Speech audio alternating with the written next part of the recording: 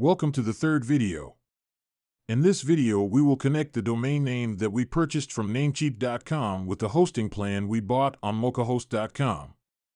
Let's begin.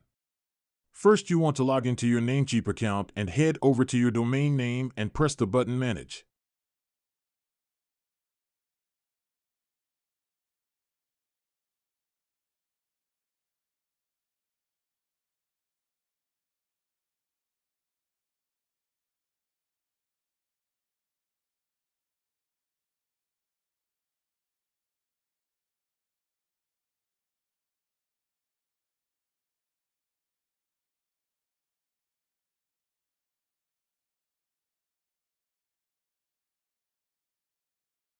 Then you have to log into your email account and find the details from your hosting plan.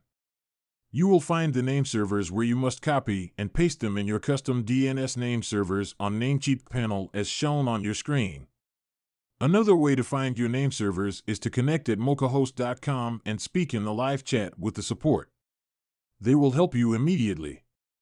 This is the way to connect your domain name with your hosting. Make sure you wait at least 4 hours because it needs some time for the name server's propagation. See you in the next video.